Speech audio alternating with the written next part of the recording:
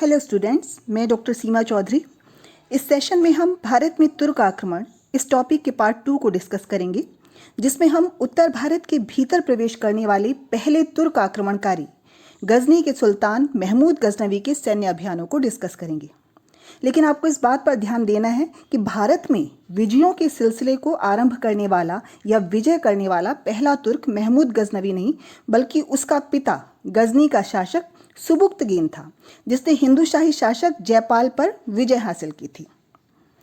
सुबुक्तगीन और महमूद गजनवी की विजयों को डिस्कस करने से पहले मैं तुर्क आक्रमण, सुबुक्तगीन और महमूद गजनवी के विषय में कुछ प्रमुख तथ्य आप लोगों के साथ साझा कर रही हूँ। तो ये प्रमुख फैक्ट्स हैं जिनको मैं बोल रही हूँ, स्क्रीन पर भी हैं और मैं आपको बता रही हूँ। सबसे पहले तो ये कि भारत की उत्तर पश्चिमी सीमा पर भारत के हिंदूशाही शासक जयपाल से तुर्कों का प्रथम संघर्ष सुबुक्तगीन के नेतृत्व में हुआ था। दूसरा, भारत के अंदर प्रवेश करने वाला पहला तुर्क आक्रमणकारी यामनी वंश का महमूद गजनवी, गजनी का सुल्तान महमूद गजनवी था, सुबुक्तगीन का बेटा। और भारत में अपना साम्राज्य स्थापित करने वाला जो पहला तुर्क आक्रमणकारी था वो था शंसबनी वंश का मोहम्मद गौरी। महमूद गजनवी ने यहाँ पर अपना साम्राज्य स्थापित नहीं किया था, वो किया था मोहम्मद गौरी ने। 962 में अलत्तगीन ने गजनी में स्वतंत्र तुर्क राज्य की स्थापना की थी। उससे पहले उस पर अरबों का अधिकार था। 963 में अलत्तगीन की मृत्यु हुई और उसके बाद उसका बेटा गद्दी पर बैठा। उसने लगभग 3 साल शासन किया और उसके बाद फिर अलत्तगीन का जो एक गुलाम था बलख्तगीन, उसने शासन किया और फिर उससे गद्दी को हथियाई 972 में पिरितगीन और पिराई ने। ये जो पिरितगीन था जिसने गद्दी पर अधिकार किया 972 में, ये भी अलत्तगीन का गुलाम माना जाता है। तो इसी पिरितगीन के टाइम में भारत पर आक्रमण किए गए। तो जैसा कि कहते हैं कि पहल जो है आक्रमणों की वो जयपाल की तरफ से हुई तुर्कों पर आक्रमण करने की, लेकिन जो पिरितगीन था उसके टाइम में जो तुर्क हैं और ये गजनी और हिंदूशाही जो राज्य है उसकी सीमाएं मिलती थी, तो वो हिंदूशाही राज्य पर आक्रमण करते थे। नेक्स्ट जो प्रमुख तथ्य है वो ये कि 977 में पिरितगीन या पिराई का शासन रहा, 972 से 977, और 977 में सुबुक्तगीन ने गजनी के सिंहासन पर अधिकार कर लिया था। सुबुक्तगीन और हिंदूशाही शासक का 2 बार संघर्ष हुआ और दोनों में जयपाल पराजित हुआ, जिसके बारे में मैं अभी बताऊंगी। सुबुक्तगीन की मृत्यु के बाद उसका बड़ा बेटा अब्दुल कासिम महमूद 27 वर्ष की आयु में, महमूद गजनवी जिसे हम बोलते हैं, जिसकी अब सैन्य अभियानों को डिस्कस करेंगे, तो वो 27 वर्ष की आयु में 998 ईस्वी में गजनी की गद्दी पर बैठा। सुल्तान की उपाधि से अलंकृत होने वाला पहला मुस्लिम शासक ये महमूद गजनवी था। 999 ईस्वी में बगदाद के खलीफा ने महमूद गजनवी को यामीन उद दौला और अमीन उल मिल्लत की उपाधि प्रदान की थी।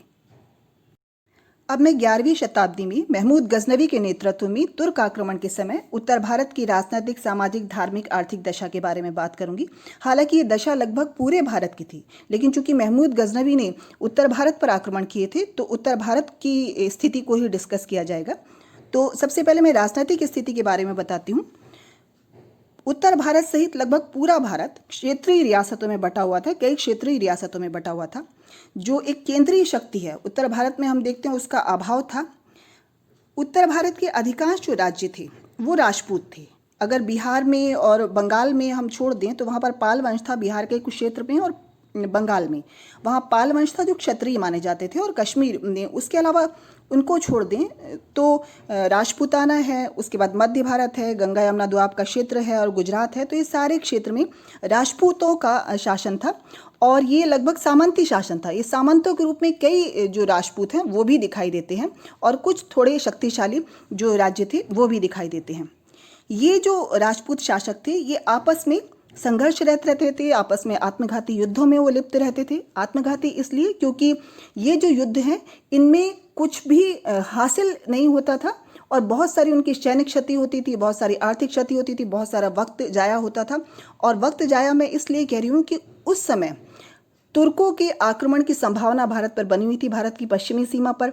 जिस समय की मैं स्थिति बता रही हूँ 11वीं शताब्दी की, और जो सिंध पर ऑलरेडी 8वीं शताब्दी के आरंभ में 712 ईस्वी में अधिकार हो गया था अरबों का, और मुल्तान और सिंध पर जो मुस्लिम शासन स्थापित हो गया था।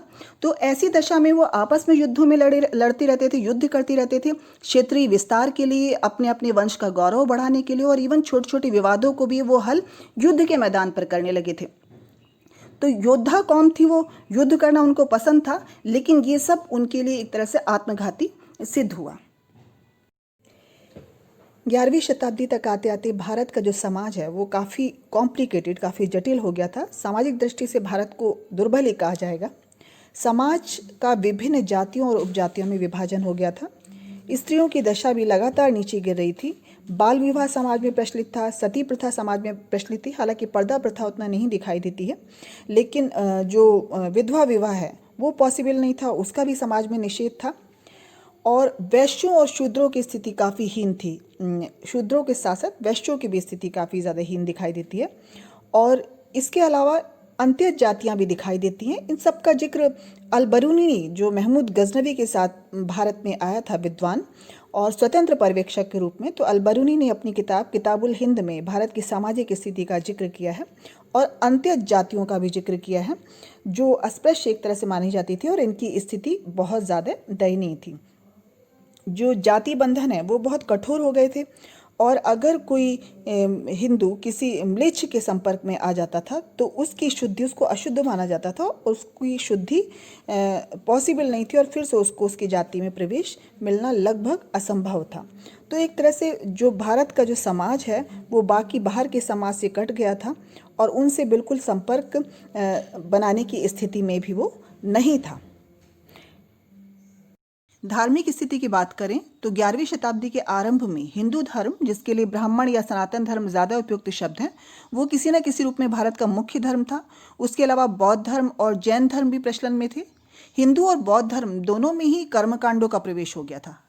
हिंदू धर्म में ब्राह्मणों का वर्चस्व था और बहुत सारे जो देवी देवताओं की उपासना इस काल में आरंभ हो गई थी।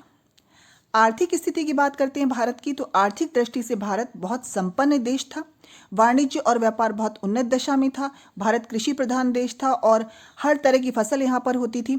जलवायु उसके अनुकूल थी, उन फसलों की, विभिन्न फसलों की। आर्थिक संपन्नता के साथ जो मुख्य बात है, आर्थिक असमानता भी विद्यमान थी। एक जो वर्ग था वो बहुत संपन्न था, जो शासक वर्ग था या जो सामंत वर्ग था, तो वो बहुत संपन्न था। ब्राह्मण भी अच्छी स्थिति में थे, लेकिन भारत का जो दूसरा वर्ग था, यूँ कहें कि जो आम जनता थी, वो आर्थिक रूप से विपन्नता का जीवन जी रही थी। सैनिक दृष्टि से हम अगर देखते हैं तो भारत में शस्त्र और युद्ध जो शैली थी वो वही अपने पुराने तरीके की थी, और उसको सुधारने की उन्होंने कोई कोशिश नहीं की। सैन्य तकनीक में भारत बहुत पिछड़ा हुआ था, यह हमें तब पता चलता है जब तुर्कों से उनका मुकाबला होता है। भारत जो है वो बाकी दुनिया से बिल्कुल कट गया था और वो आत्ममुग्धता में जीने वाला देश हो गया था। अपने को ही वो सर्वश्रेष्ठ मानते थे, तो बाहर से उन्होंने कोई सीखने की कुछ भी कोशिश नहीं की, और जो सैन्य तकनीक थी उस पर भी उन्होंने ध्यान नहीं दिया, क्योंकि बाहर से वो कटा हुआ था। तो इसीलिए शस्त्रों और युद्ध शैली को सुधारने की कोई कोशिश नहीं दिखाई देती।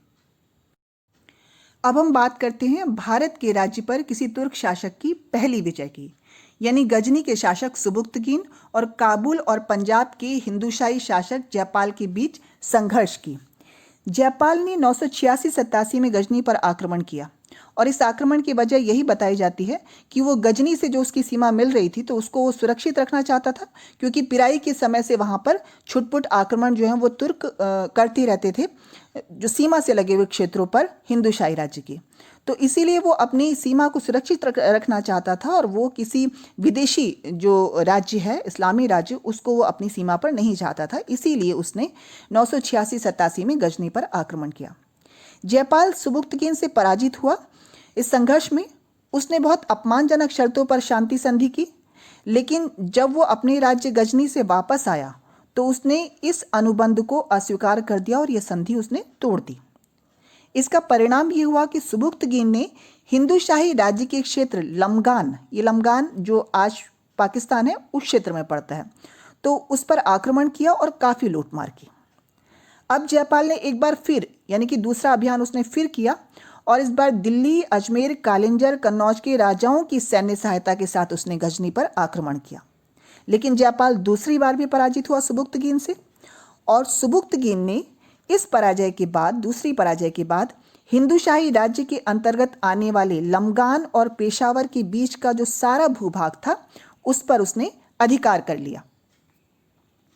ये जो संघर्ष था, ये पहली जीत थी किसी तुर्क शासक की, सुबुक्तगीन की जीत थी जयपाल पर। दोनों बार सुबुक्तगीन ने जयपाल को पराजित किया। और इसका अगर हम परिणाम देखें, दूरगामी प्रभाव देखें, तो दूरगामी प्रभाव में जो भारत का जो प्रवेश द्वार जो कहा जाता था खैबर दर्रा, जिसका मैंने जिक्र भी किया था इससे पहले, तो उस पर तुर्कों का नियंत्रण स्थापित हुआ। और खैबर दर्रे की भारतीय सीमा पर सुबुक्तगीन ने अपना मजबूत नियंत्रण स्थापित कर महमूद गजनवी के उत्तर भारत के मैदानों में बिना किसी अवरोध के सैन्य अभियानों को सुगम बना दिया। अब हम भारत पर महमूद गजनवी के आक्रमणों को डिस्कस करते हैं, लेकिन उससे पहले हम महमूद गजनवी के भारत पर आक्रमणों के उद्देश्य क्या थे उस पर चर्चा करेंगे। जो उस समय के जो इतिहासकार हैं, मध्यकाल के जो मुस्लिम इतिहासकार हैं, उन्होंने महमूद गजनवी को भारत के जो उसके सैन्य अभियान है तो उसमें उसको इस्लाम के प्रचारक के रूप में देखा है। और जो भारत के बाहर भी जो मुस्लिम जगत के जो कई इतिहासकार हैं वो महमूद गजनवी को इस्लाम का एक तरह से प्रचारक बताते हैं और इस्लाम का प्रचार उसके भारत पर आक्रमण करने का उद्देश्य बताते हैं, लेकिन ये सही नहीं है। महमूद गजनवी के आक्रमण का जो प्रमुख उद्देश्य था वो भारत से धन को लूट कर लेकर जाना था और साम्राज्य स्थापित करना महमूद गजनवी का भारत पर बिल्कुल भी उद्देश्य नहीं था। वो एक लोभी व्यक्ति था और बार बार जो उसने भारत पर आक्रमण किए तो उस आक्रमणों का उद्देश्य यही था कि वो भारत की धन संपत्ति को यहाँ से लूट कर लेकर जाए। और ये इस बात से भी ये बात क्लियर होती है कि महमूद गजनवी, जैसा कि मैंने बताया, यहाँ वो साम्राज्य स्थापित नहीं करना चाहता था, लेकिन वो मध्य एशिया में अपने साम्राज्य का विस्तार करना चाहता था। और यहाँ से लूट का जो माल वो लेकर जाता था तो उसका प्रयोग, वो काफ़ी सारे लूट का माल का प्रयोग उसने मध्य एशिया में अपने साम्राज्य विस्तार के लिए, एक मजबूत सेना के निर्माण के लिए भी किया। तो निश्चित रूप से वो धन को लूटना यहाँ उसका प्रमुख उद्देश्य था, और अगर उसे एकमात्र उद्देश्य भी कहें तो वो भी गलत नहीं है। इस्लाम धर्म का प्रचार उसका गौड़ या उसका सहायक उद्देश्य हम उसको कह सकते हैं। और जैसे कि मैंने बताया था कि महमूद गजनवी को खलीफा से यामिन उद्दौला की उपाधि मिली और पूरे मुस्लिम जगत में सुल्तान की उपाधि पाने वाला भी महमूद गजनवी पहला शासक था। तो जब महमूद गजनवी को खलीफा का दूत मानाभिषेक या मानपत्र देने के लिए, उसको सम्मानित करने के लिए आया, तो ये कहा जाता है कि महमूद गजनवी ने वहाँ पर उसको आश्वासन दिया या ये प्रतिज्ञा की कि वो काफिरों के देश में यानी भारत में हर वर्ष आक्रमण करेगा। तो ये जो तर्क है, ये तर्क कुछ जो इतिहासकार हैं, मुस्लिम इतिहासकार और उस दौर के इतिहासकार, वो इसी दृष्टि से उसको इस्लाम का प्रचारक कहते हैं। लेकिन जो उसने बार बार आक्रमण किए तो उसमें उसने सिर्फ इसको, जो उसने आश्वासन दिया था, तो इसको शो करने के लिए महमूद गजनवी ने जो मंदिर थी उनकी मूर्तियों को भी तोड़ा, उनको नष्ट भी किया और काफ़ी ज़्यादा काफिरों का नरसंहार भी किया। लेकिन सही मायने में इस्लाम का प्रचार नहीं हो सकता। जिस धर्म का ये अनुयायी था तो उस इन सारे कारनामों से उसके इतना जो उसने नरसंहार किया, जो कलाकृतियों को जो उसने क्षति पहुंचाई, जो मूर्तियों को नष्ट किया, तो उससे कहीं भी उसके धर्म का यश नहीं बढ़ रहा था। तो इस्लाम का प्रचारक उसको उस दृष्टि से नहीं कह सकता।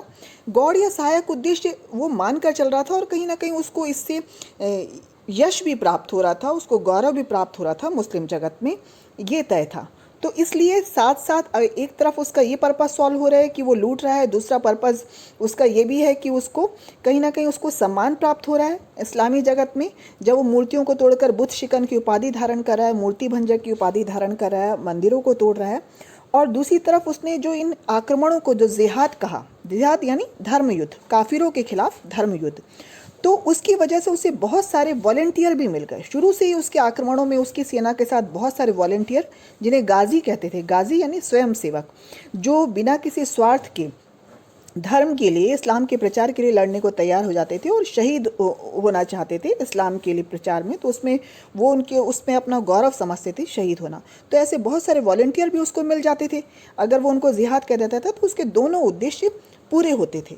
तो इस तरह से जो प्रमुख उद्देश्य उसका यही नज़र आता है कि वो यहाँ से बहुत सारा लूटपाट करके भारत से लेकर जाना चाहता था और वो लेकर गया भी। गौड़ उद्देश्य था उसका इस्लाम का प्रचार करना।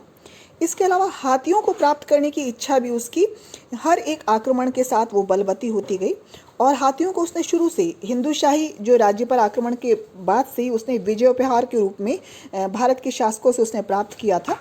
और हाथी को देखकर उसे काफ़ी जिज्ञासा भी होती थी, क्योंकि पहली बार हाथी उसने भारत में प्रयोग करते हुए देखे थे। तो इनका वो लेकर गया मध्य एशिया में हाथियों को, और ये कहा जाता है कि उसने उस दौर में दुर्ग के फाटक को तोड़ने के लिए कहीं इन हाथियों का भी प्रयोग किया।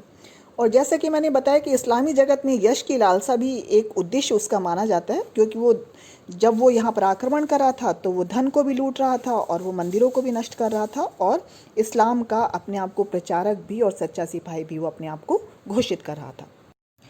अब हम महमूद गजनवी के भारत पर आक्रमणों को डिस्कस करते हैं। महमूद गजनवी भारत पर आक्रमण करने के लिए वो लगभग सितंबर अक्टूबर से वो गजनी से कूच करता था, और उसके बाद वो जो सर्दियां है पूरी वो यहाँ पर बिताता था, और उसके बाद गर्मी आने से पहले यानी कि मार्च अप्रैल में वो भारत से फिर गजनी के लिए कूच कर जाता था। तो इस तरह से उसने अपने भारत पर आक्रमण के लिए इस समय को उसने तय कर रखा था, क्योंकि बरसात में आक्रमण करना बहुत मुश्किल था और वो इस बात को जान चुका था। और यहाँ की सर्दियाँ जिसमें वो यहाँ पर भारत में रहता था, आक्रमण करता था, तो वो इतनी ज़्यादा ठंडी नहीं होती थी जितना अफ़गानिस्तान का जो उसका प्रदेश था वहाँ पर होती थी। तो महमूद गजनवी की आक्रमणों को मैं मैप के थ्रू भी समझाऊंगी, लेकिन एक एक करके एक बार मैं बता देती हूँ फटाफट, जो स्क्रीन पर है उनको मैं पढ़ देती हूँ। उसमें पहला आक्रमण है 1000 ईस्वी में हिंदू शाही राज्यों की सीमावर्ती क्षेत्र पर, जब शासक था जयपाल। फिर 1001 में हिंदू शाही राज्य के शासक जयपाल से उसका संघर्ष होता है। फिर उसके बाद 1005 में वो उच्च के भाटिया शासक बाजी राय या बीजी राय भी इसका नाम आता है, उसके साथ संघर्ष होता है। उसके बाद 1005 में वो मुल्तान के शासक जो शिया मत की करमटिया जो शाखा थी उसको मानने वाला था मुस्लिम शासक अब्दुल फतेह दाऊद, उसके विरुद्ध अभियान करता है। 1007-8 में वो नवासा शाह, ये सुखपाल था, और ये इसने धर्मांतरण इसका हुआ था, और तब महमूद ने इसका इस नाम नवासा शाह रखा गया था, और इसको जयपाल का धेता मानते हैं, देवता, तो उसके विरुद्ध अभियान किया। फिर 1008 जो है वो उसमें हिंदू शाही शासक आनंद पाल के विरुद्ध उसने अभियान किया। 1009 में कांगड़ा के पहाड़ी प्रदेश नगरकोट की उसने लूट की। 1009-10 में उसने फिर नारायणपुर जो अलवर के पास है राजस्थान में, वहाँ पर आक्रमण किया। 1010-11 में उसने मुल्तान पर आक्रमण किया दोबारा। फिर 1012-13 के आसपास उसने थानेश्वर पर आक्रमण किया। ये जो अलग अलग जो किताबें हैं उसमें जो बीच के जो ये जो वर्ष हैं, तो उनमें जो आक्रमणों का जो क्रम है वो ऊपर नीचे आता है, लेकिन इन सब पर ही इसी दौरान उसने आक्रमण किया था।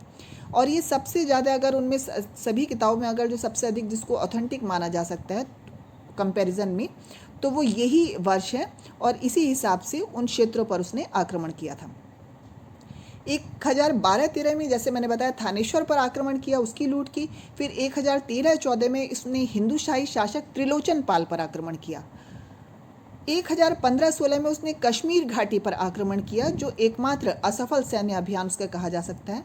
फिर 1018 से 20 में उसने बुलंदशहर, मथुरा, कन्नौज इन सब पर आक्रमण किया। मथुरा और कन्नौज की लूट इस दौरान उसने की थी 1018 से 1020 के बीच में।